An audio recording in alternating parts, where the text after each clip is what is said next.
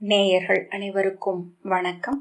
வெண்முரசு பன்னிரு படைக்களம் அத்தியாயம் 9. மகதத்துக்கு கிழக்கே கங்கையின் கரையில் ஜராவணம் என்னும் காட்டில் வாழ்ந்த தொல்குடியினர் ஜரர்கள் என்றழைக்கப்பட்டனர். எப்போதும் மழை பொழியும் அக்காடு இலையும் கிளையும் சரிந்து செம்போத்துக்களும் ஊடுருவி பறக்க முடியாததாக இருந்தது. அதனூடாக குனிந்தும் தவழ்ந்தும் அலைந்தமையால் ஜரர்கள் குறிய உடல் கொண்டனர். சிறுவளைகளிலும் குகைகளிலும் மரப்பொந்துகளிலும் உடல் சுருட்டி ஒடுங்கி வாழ்ந்தனர். மழை ஈரம் ஒழியாது அவர்களின் உடலில் தோல் இளமையிலேயே வரிசெறிந்து வற்றிச் சுருங்கியது. முடி நரைத்து விழிகள் மங்கின. இளமையில்லாதவர் எனும் பொருளில் அவர்களை ஜரர் என்றனர் மலைப்பொருள் கொள்ள வந்த வணிகர். ஜராவணத்தில் சிறிய அருமணிகள் மண்ணில் கிடைத்தன. அவற்றை ஊனும் நெய்யும் மர உரியும் உப்பும் கொடுத்து பெற்று கொண்டனர் ஊர் வணிகர். மணி தேடி மண்ணை நோக்கியபடி அலைந்து ஜரர்கள் மேலும் கூன் கொண்டனர். மண் நோக்கி நோக்கி மேலும் முதுமை கொண்டனர். அவர்கள் சந்தைகளுக்கு வருகையில் தொலைவில் முதியோரை சிறுவர் என்றும் அணுக்கத்தில் சிறுவரை முதியோர் என்றும் மயங்கினர் அயலார். வலுவிழந்த உடல் கொண்டிருந்தாலும் பிறர் அறியாத நச்சுக்களை கொண்ட ஜராவணத்தை அறிந்தவர்கள் என்பதனால் அவர்களை அஞ்சவும் செய்தனர். ஜராவணத்தின் நடுவே இருந்த விருத்தகிரி என்னும் மலையுச்சியில் இருந்தது ஜரையன்னையின் குகையாலயம். குகையின் பாறை சுவரில் அறியா தொல்பழங்காலத்தில் கூரிய கல்லால் கீறி வரையப்பட்ட அன்னையின் ஓவியம் அங்கு சென்றதும் உடனே தென்படுவதில்லை. குகை விரிசல்களில் இருந்து ஊறி வழியும் நீரால் பச்சை பாசி படிந்த பாறை பரப்பில் மெல்லிய பள்ளமாகவே ஓவிய கோடுகள் தெரியும். அதன் மேல் விரல்களை ஓட்டியபடி கண்களை மூடிக்கொண்டு அகத்தால் நோக்கினால் அவள் உருவம் மெல்ல எண்ணத்திரையில் புடைத்தெழும். உடனே விழித்திருந்தால் பாறை பரப்பிலும் அவளை காண முடியும். அன்னை இடையில் குழந்தையுடன் பெரிய கண்களும் வாயில் நிறைந்த கூரிய பற்களுமாக நின்றிருந்தாள். அவளை சூழ்ந்து வானில் பறவைகளும் தரையில் விலங்குகளும் நிறைந்திருந்தன. ஒவ்வொன்றும் அவற்றின் விரைவு நிலையில் செதுக்கப்பட்டிருந்தமையால் விலங்குகளுக்கு கால்கள் இருக்கவில்லை. பறவைகளுக்கு சிறகுகள் மட்டுமே இருந்தன. அன்னை தன் வலக்கையை வான் நோக்கி நீட்டியிருந்தாள். அவள் எதையோ சொல்வது போல தோன்றியது. மீண்டும் ஒரு முறை விழி மூடினால் அவள் குரலை கேட்க முடியும். அவள் அலறி கொண்டிருந்தாள். அன்னையின் இடையில் எருது கொம்புகளுடன் பாதையுடலே அமைந்த ஒரு குழந்தை இருப்பதை மீண்டும் விழி திறந்தால் காணலாம். அதன் உடல் இடை வரைதான் இருந்தது. பெரிய விழிகளுடன் வலக்கையை தன் வாயில் வைத்து இடக்கையால் அன்னையின் நீண்டு தொங்கிய முலையை பற்றி கொண்டிருந்தது. அவ்விழிகளில் இருந்த வியப்பையும் அச்சத்தையும் நோக்கி சில கணங்கள் நின்றிருந்தால் அது முன்னரே இறந்துவிட்டிருக்கிறது என்பதை புரிந்து கொள்ள முடியும். அதன் விழிகளில் இருக்கும் திகைப்பு தன் காலமிலா உலகிலிருந்து தன்னை நோக்குபவர்களை அது நோக்குவதனால்தான் என்று தெரியும். ஓவியத்தில் அதன் விழியில் மட்டுமே நேர் நோக்கு இருந்தது. 100 ஆண்டுகள் மைந்தர் இல்லாமல் உளம் வருந்தியவள் அவ்வன்னை என்றன அவர்களின் கதைகள். வாழ்ந்திருக்கும் காலமெல்லாம் மக ஒன்றுக்காக ஏங்கினாள். அறிந்த தெய்வங்களை எல்லாம் தொழுது நோன்பெடுத்தாள். முதுமகளாகி உடல் நைந்து உயிர் நீங்கும் பொருட்டு மண்ணில் ஒட்டி கிடந்த போது இறுதி மூச்சை எஞ்ச வைத்து பற்றி கொண்டாள். வியாதி விஸ்மிருதி நித்ரை என்னும் தோழியருடன் வந்த மிருத்யு தேவி அவள் அருகே அணைந்து புன்னகைத்த போது முனகலுடன் கண்களை மூடிக்கொண்டாள். வியாதி மெல்ல அவள் நெற்றியை வருடி பொட்டு புள்ளியில் சுட்டு விரலை வைத்த போது கைகளால் அதை தள்ளிவிட்டாள். என்ன செய்கிறாய்? நான் உனக்கு அளித்த துயரையெல்லாம் மீள பெற்றுக்கொள்கிறேன். உன் உடலில் நிறைந்திருக்கும் அனைத்து வலிகளும் விலகும். உன் கட்டுக்கள் அனைத்தும் அவிழும். இன்று பிறந்த குழந்தை என தூய உடல் கொண்டவள் ஆவாய் என்றாள் வியாதி. விலகு, நான் வலியை விழைகிறேன். ஒரு துளியையும் விட்டுத்தர மாட்டேன் என்றாள் ஜரை. அவள் இமைகள் மேல் மெல்ல முத்தமிட்டாள் விஸ்மிருதி. அவள் இமைகளை திறந்து தலையை இரு பக்கமும் அசைத்தாள். அன்னையே, கேள். உன்னில் எடையுடன் அமைந்த நினைவுகள் ஒவ்வொன்றாக விலகச் செய்வேன். துயரங்கள், சிறுமைகள், ஏக்கங்கள், நினைவெச்சங்கள் அனைத்தும் அகலும். எண்ணச் சுழல் ஓயும். வண்ணத்து பூச்சியை நோக்கி சிரிக்கும் இளங்குழவியாக ஆவாய். அன்னை வேண்டாம் என்று தலையை அசைத்து கொண்டே இருந்தாள். அவள் கூந்தலை வருடி செவியில் இசையென ஒலித்தாள் நித்ரை. உடல் முதிர்கையில் நீ இழந்தது இது. ஒவ்வொரு நாளும் உன் அகத்தால் அழுத்தப்பட்டு சோர்ந்து மயங்கியதன்றி நீ தெளித்துயிலை அறிந்ததே இல்லை. இன்று உன்னை மெல்ல தூக்கி இளவெம்மை சூழ்ந்த மஞ்சம் ஒன்றில் படுக்க வைப்பேன். இனிய நெஞ்சு தாளம் அங்கே ஒலிக்கும். கருவறையில் வாழ்ந்த காலத்துக்கு பின் நீ அறியும் இனிய துயில் இதுவே, கொள்க என்றாள்.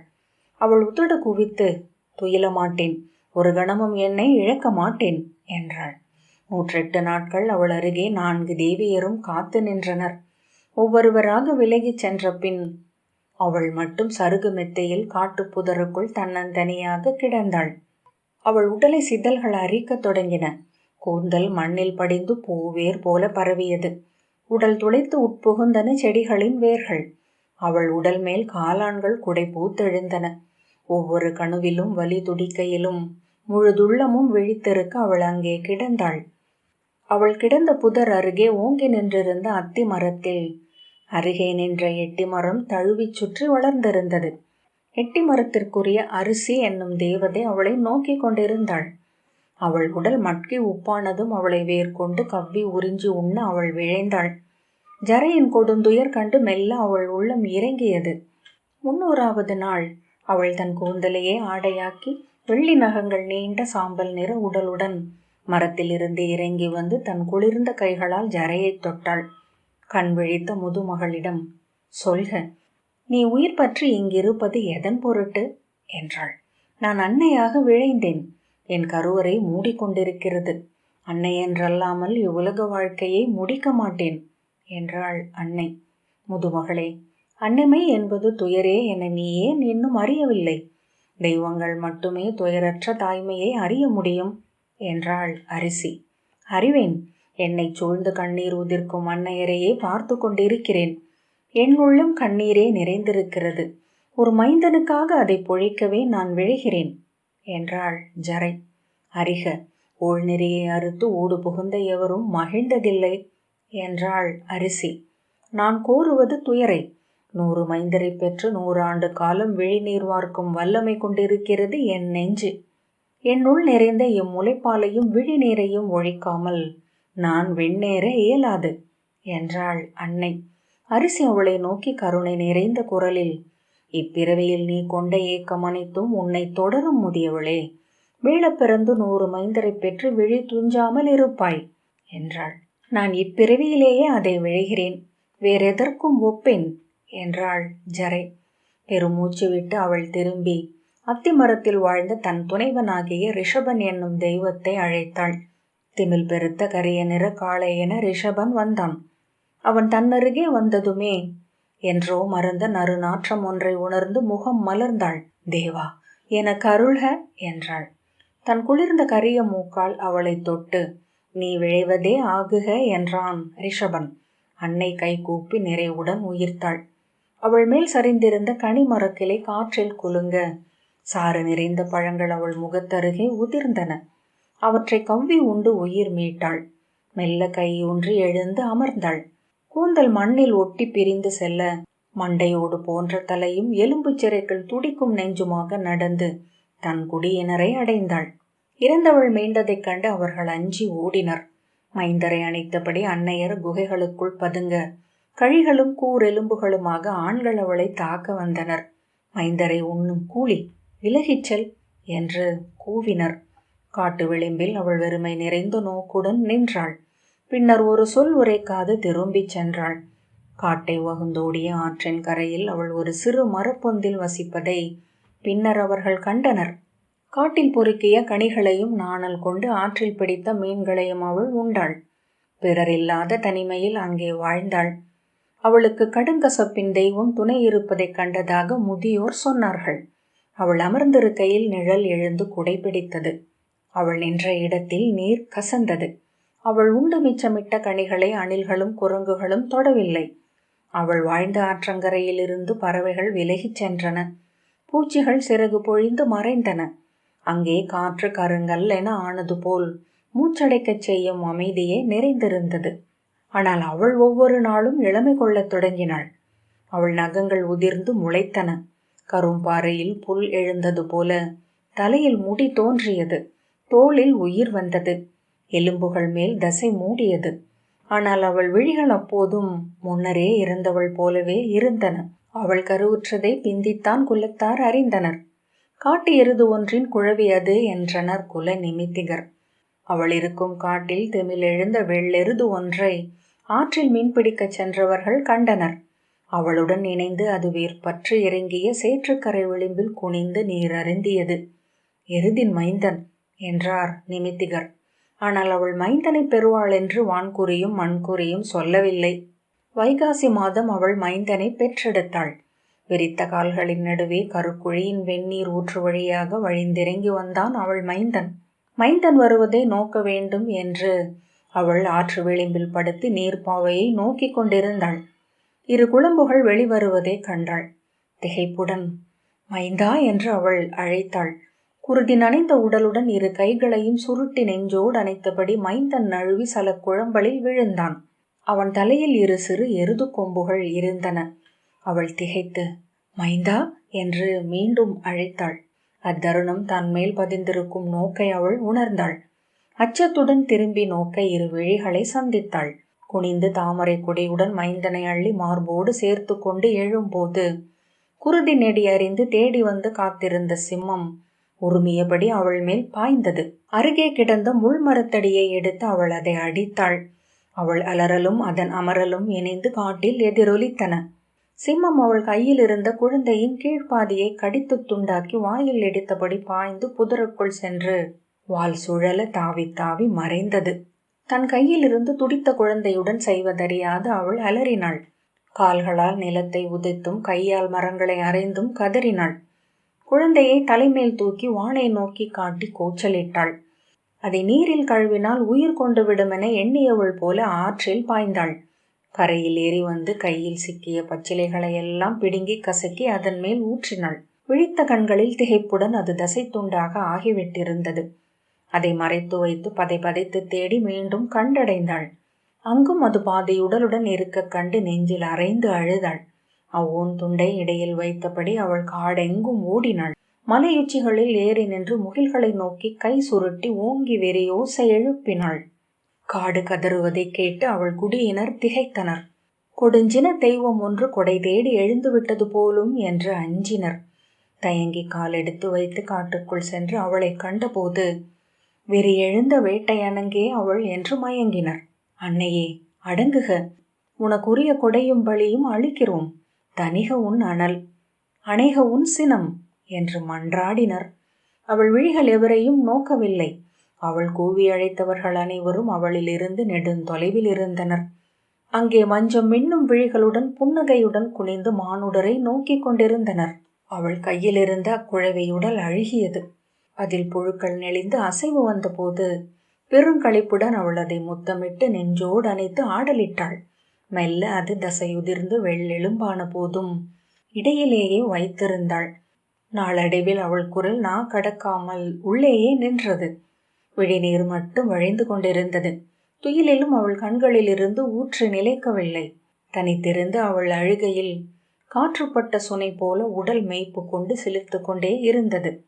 அவள் இடையில் எலும்புகள் உதிர்ந்து அந்த சிறிய வெண் மண்டை ஓடும் முதுகெலும்பு சரடும் மட்டும் எஞ்சியது. அவள் கண்ணீர் பெருக அதை மாறி மாறி முத்தமிட்டு கொஞ்சினாள். முலைகளுடன் அணைத்து பாலூட்டினாள். அதன் மண்டையை ஒருடி சொல்லில்லாது அரற்றி அழுதாள். அதை அணைத்தபடி படுத்து வண்டு முரள்வது போல தாலாட்டு பாடினாள். கனியும் மீனும் கொண்டு உணவூட்டினாள். ஆற்றில் நீராட்டி மலர் பறித்து சூட்டினாள். இலை கொய்து ஆடை அணிவித்தாள். அப்போதும் அவளுள் அமைந்த தெய்வம் ஒன்று கழுழ்ந்து கொண்டே இருந்தது. கண்ணீர் துளிகள் வழிந்து மார்பிலும் வயிற்றிலும் சொட்டி கொண்டே இருந்தன. முழு நிலவு நாட்களில் அவள் அமைதி கலைந்தது. வெறி கொண்டு காடெல்லாம் ஓடி மலையுச்சி மேல் ஏறி நின்று வெறி ஓசையிட்டாள். நெஞ்சில் அரைந்து உடைக்க முயல்வது போல் சன்னதம் கொண்டாள். தளர்ந்து விழுந்து தன் அடியில் அக்கூடை வைத்து கொண்டு ஐயமும் அச்சமும் கொண்டு வானை நோக்கினாள். அங்கே எழுந்த அறியா தெய்வங்களை நோக்கி பல் காட்டி சீறினாள். மண்ணையும் கல்லையும் அள்ளி வீசினாள். 12 ஆண்டு காலம் அன்னை அவ்வாறு ஒவ்வொரு நாளும் கணமும் கண்ணீர் வடித்தாள். 12 ஆண்டு காலம் அவள் முளைகளிலிருந்து வெண் குருதி வழிந்தபடியே இருந்தது. பின்பொரு நாள் அவள் தன் சிறு கூட்டுப்பாவையை நெஞ்சோடு அணைத்தபடி அடற்காட்டை கடந்து மலைமேல் ஏறி இருண்ட குகைக்குள் சென்று மறைந்தாள். கல்மணி பொறுக்கிய குடியினர் அவள் செல்வதை கண்டனர். அவள் மீண்டு வருவாள் என நோக்கி அங்கே அமர்ந்திருந்தனர். இரவும் பகலும் அவளை காத்து அங்கே காவல் இருந்தனர். 12 நாட்களுக்கு பின் அங்கே ஒரு குடில் அமைத்து காவல் அமர்த்தினர். அவள் கதைகளை பாடியபடி அங்கே காத்திருந்தனர். ஓராண்டு கடந்தும் அன்னை மீளாமை கண்டு அவள் உள்புகுந்த வைகாசி மாதம் முதல் விடியல் நேரத்தில் 7 மூத்தோர் கூடி குகைக்குள் சென்று நோக்கினர். முடிவில்லாது இருண்டு வளைந்திறங்கி சென்றது அக்குகை. முதல் வளைவில் குடிமூத்தார் ஒருவர் நின்றார். 2ஆம் வளைவில் பிரிதொருவர் நின்றார். 7ஆம் குடிமூத்தார் மட்டும் இருளுக்குள் சென்று மறைந்தார். அவர்கள் கூப்பிய கைகளுடன் அங்கே காத்து நின்றனர். 3ஆம் நாள் உள்ளிருந்து கண்களில் நீர் வழிய கை கூப்பியவராக 7ஆம் மூத்தார் திரும்பி வந்தார். நான் அவளை கண்டேன். அங்கு அழியா இளமை கொண்ட அழகிய மைந்தனுடன் அவள் நின்றிருந்தாள். அவள் கண்களும் இதழ்களும் புன்னகையால் நிறைந்திருந்தன. அவள் முளைகளில் வெண்ணிற அமுது சுரந்து வழிந்தது. அவள் நோக்கு என்னை அறியவில்லை. நான் அவள் அடி தொட்டு வணங்கி மீண்டேன் என்றார். அவரை குகை விட்டு வர ஒப்பவில்லை. அவரை அங்கேயே விட்டுவிட்டு எஞ்சியோர் மீண்டனர். அவர் கனியும் சிற்றூனும் உண்டு அங்கேயே இருந்தார். அவர் கையில் வெறியாடி எழுந்த அன்னை தன்னை அக்குகை சுவரில் வரைந்து கொண்டாள். வைகாசி மாதம் இடப நாளில் குகை அமர்ந்த அன்னைக்கு உணவும் நீரும் மலர்களும் கொண்டு சென்று படையலிட்டனர் ஜரகுடியினர். அவள் முன் தங்கள் மைந்தரை படுக்க வைத்து வணங்கி அருள் வேட்டனர். அக்குகையில் ஓடிய ஓடையின் நீரை அவள் முலை அமுதென்று அள்ளி அம்மைந்தருக்கு ஊட்டினர். மூதன்னை ஜரை கருவுற்ற பெண்களுக்கு காவல் என்று எண்ணி வேண்டி அருள் பெற்றனர். முலையருந்தும் மைந்தரின் மென்தலை மயிரை காற்றென வந்து அவள் தழுவிச் செல்கிறாள் என்றும், அவர்களின் செம்மொட்டு இதழ்களை சுட்டு விரலால் தொட்டு தலையெழச் செய்கிறாள் என்றும், அவர்களின் துயிலில் முலைப்பால் சொட்டி சப்பு கொட்டச் செய்கிறாள் என்றும் அன்னையர் சொன்னார்கள். மைந்தர் இமைக்குள் அவளை கண்டே துயிலில் புன்னகைக்கின்றனர் என்றனர். மைந்தரற்ற மகளிர் அன்னை ஜரையை வணங்கி முலையூட்டும் அருள் பெற்றனர். அவளை அக்குலம் வரமாதா என்று அழைத்தது. விஷ்ணுவிலிருந்து பிரம்மன் பிறந்து அத்ரி எனும் பிரஜாபதியை படைத்தான். அவரிலிருந்து சந்திரன், சந்திரனிலிருந்து புதன், புதனிலிருந்து புரூரவஸ்.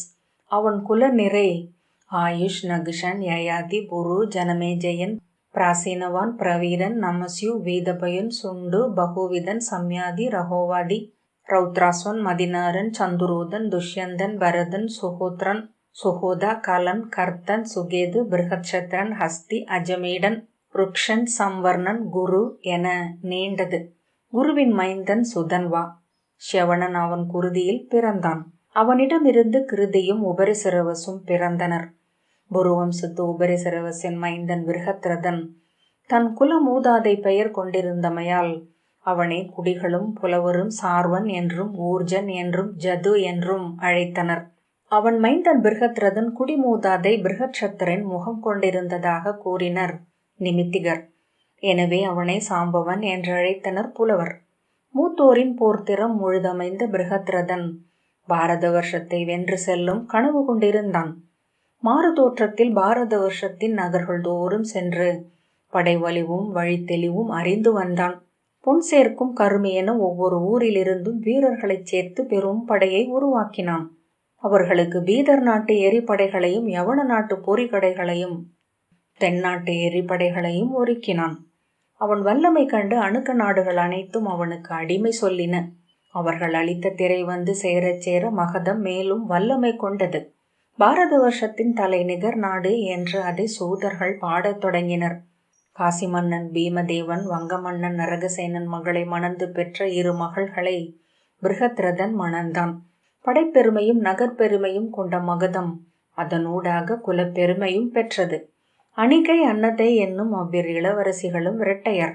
ஆடிப்பாவை போல் அமைந்த அழகியர் 2வரை மணந்த பிருகத்ரதன் மகதத்தை பாரத வருஷத்தின் கொடியென விண்ணிலேற்றும் மைந்தரை பெறுவான் என்று வாழ்த்தினர் மூத்தோர். தெய்வங்களின் விருப்பம் ஏதென்றும் களம் அமைந்த சோழிகள் சொல்லவில்லை அரசே. அவை செவியும் சொல்லும் இழந்தவை போல் எதையும் கேளாது அமர்ந்திருக்கின்றன என்றார்கள்.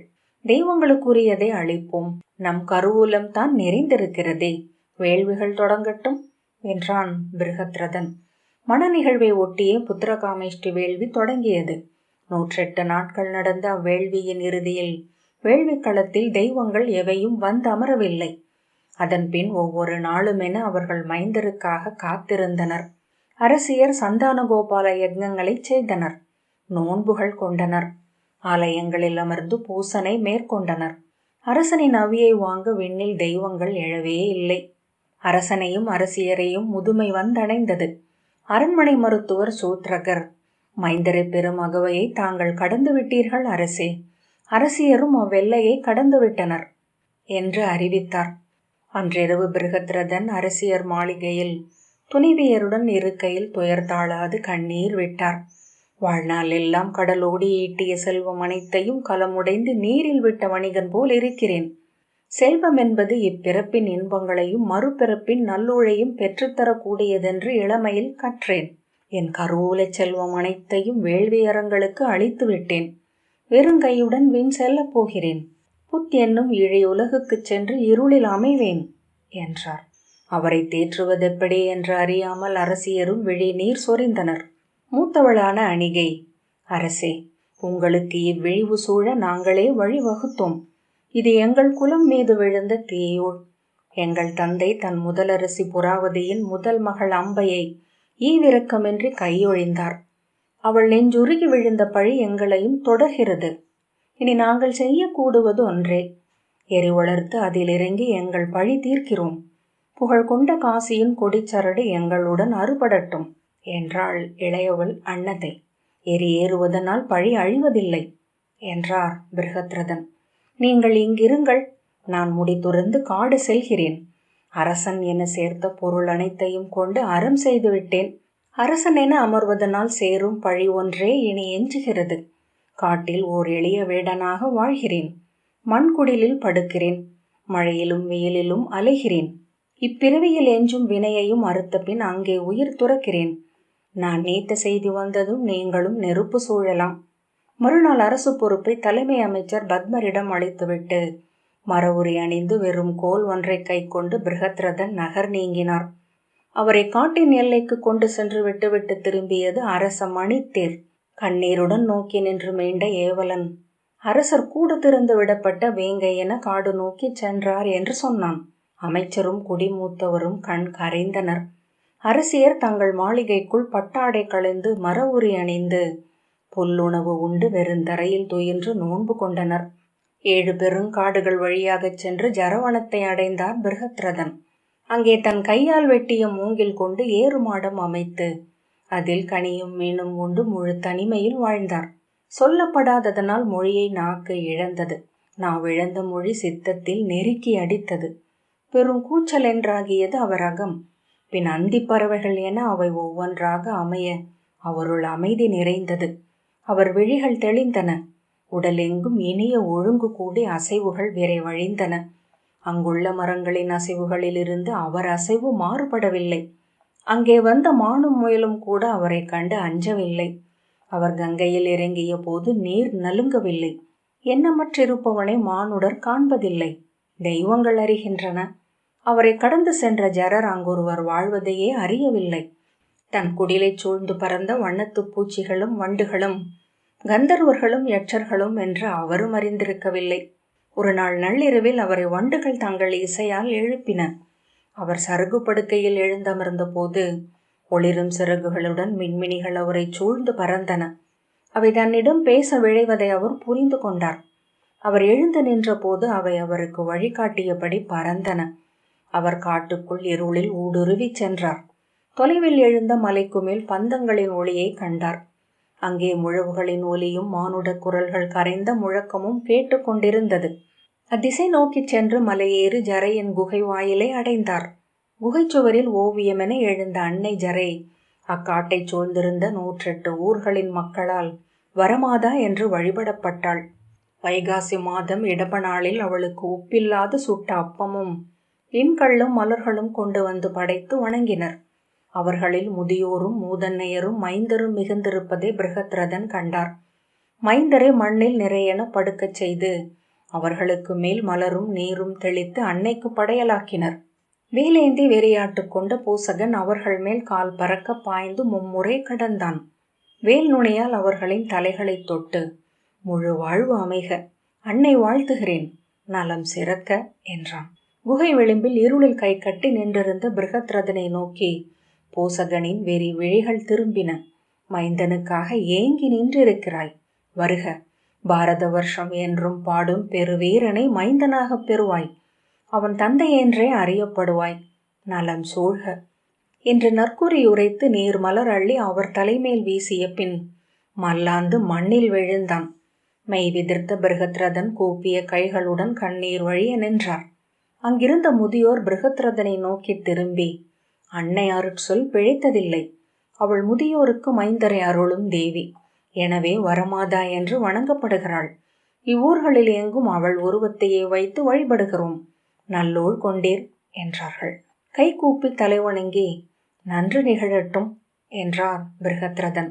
பிருகத்ரதன் வரமாதாவின் உருவம் மீது களிமண்ணை பரப்பி ஒற்றி எடுக்கப்பட்ட புடைப்போவியத்தை கொண்டு சென்று தன் அரண்மனையில் அமைந்த ஆலயத்தில் அமைத்தார். ஒவ்வொரு நாளும் தன் துணைவியருடன் சென்று அன்னையை வழிபட்டார். ஆலயச் சுவரில் எவரையும் நோக்காத துயர் விழிகளுடன் அன்னை நின்றாள். கை கூப்பி வணங்குபவரை நோக்கி திகைத்து அமைந்திருந்தான் அவளிடை அமைந்த மைந்தன். பன்னிரு படைக்களம் 9வது அத்தியாயம் இத்துடன் நிறைவு பெற்றது. நன்றி.